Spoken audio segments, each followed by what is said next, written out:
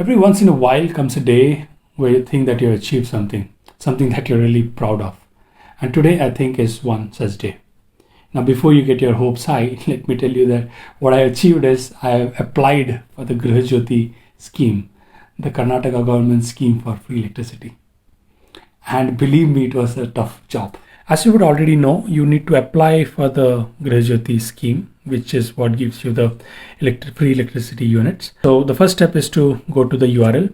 Earlier, I had heard that the Seva Sindhu portal will be used for this. Seva Sindhu is an existing portal, but that was not the case. They have set up a new URL, which was informed on the BESCOM Twitter channel. I don't know why they go to Twitter to declare all this. They could easily have sent SMSs to everyone to avoid all confusion, but no, they had to go to Twitter, which is fine. For me, it works. I went to Twitter. I found out that, this is how I do it.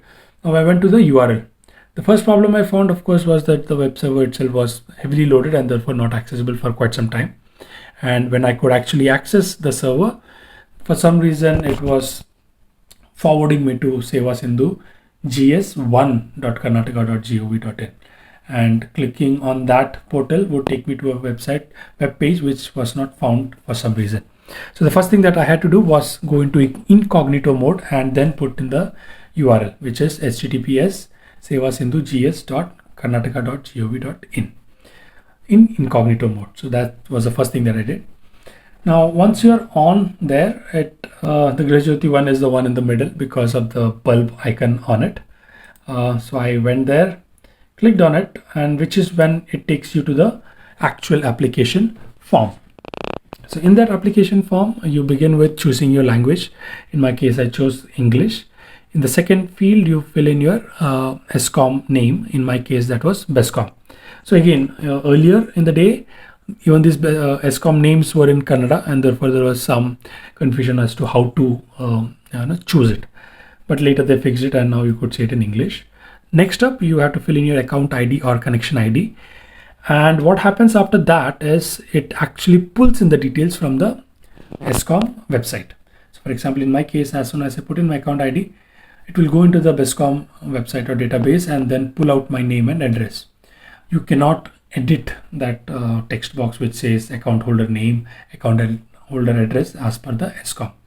So that's the first thing. So for quite some part of the day, that functionality was not working and the name and address was not getting fetched. So I tried for quite some time. It did not work, but in the evening it started working.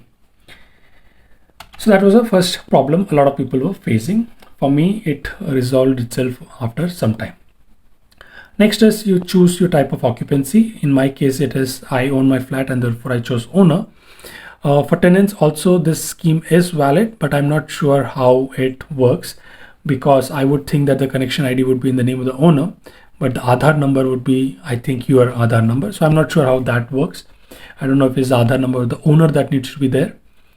But what I do know is once you put in your Aadhaar number, the name on the Aadhaar and the name on the connection should be the same, is what I have heard of. Okay, so I put in my Aadhaar number, and as soon as I click outside, it is supposed to fetch in the name as per the Aadhaar, but for some reason that was not working. It kept saying that the page is unresponsive. Do you want to wait or not? Keep waiting. Perseverance is going to be something that you need in abundance. Patience is something that you need a lot as well. So that's what I did. I kept pressing the wait button as and when it kept popping up. It keeps popping up at 15-second intervals. I spent quite some time, to figure out, okay, 15 seconds is when the pop-up comes. Keep pressing on wait. And after some time, you will get a message saying that please click on the Aadhaar verification. And till that pop-up comes, keep clicking on the wait button. Patience. Two boxes will come up. It's not come up yet. So when you press on OK, it will show the Aadhaar authentication and get Aadhaar details. So how I think it is supposed to work is you click on Aadhaar details and then you click on Aadhaar authentication. However, on clicking Aadhaar authentication, it just takes me to another page and error comes up which says 401 authentication error, unauthorized error, access is denied.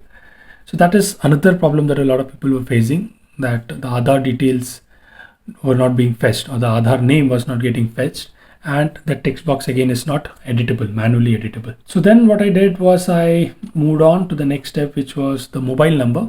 Filled in my mobile number, and as soon as I clicked outside, an OTP is sent to the mobile number. You just need to fill it in and the OTP verification happens and you get a pop-up saying your mobile number has been verified. Now is when the magic happens, right? So now I cannot submit the form because the applicant name as in Aadhaar is still missing. So what I did was I right clicked on the text box, went to inspect. So this is on Chrome. So if you do a right click, you get the inspect option. It opens up the code that was used to build this web page.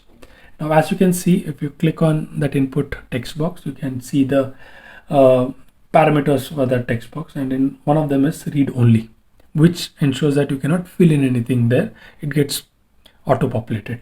So I removed read only from that code, deleted it. And as soon as I deleted it, that text box becomes editable. Magic. So that is something that I did. And this was a last ditch attempt, as in I had spent quite some time throughout the day checking, rechecking and all of that. And I decided now let's do this my way. So I did that. I filled in my name in there. Now, as I said, in my case, the name in whose the connection is and the name on the Aadhaar are exactly the same. So that might be a criteria. I did that, filled in the verification and clicked on submit, and voila, and it worked. So it went on to the next phase after a long time. This is like after the entire day I've been doing this. It finally went through, and then I clicked on submit. I checked all the details to ensure that everything was fine. Clicked on submit, and it went to the next page and provided a confirmation of the fact that the application has been submitted. You can also take an export of this PDF once it's done. Now, hopefully I am eligible for free electricity. So that was my experience of applying for the Gruha Jyothi scheme. Hopefully the application has gone through successfully, and hopefully I'll get my free electricity when it becomes available in August. If you have had issues with your Gruha Jyothi application, please go ahead and do it. And more importantly, if you have people around you who need help with this application, please go ahead and help them as well. In hindsight, you could just access the portal at an odd hour, like maybe after midnight, and everything will be much faster and much more reliable. So yeah, that's the easy way.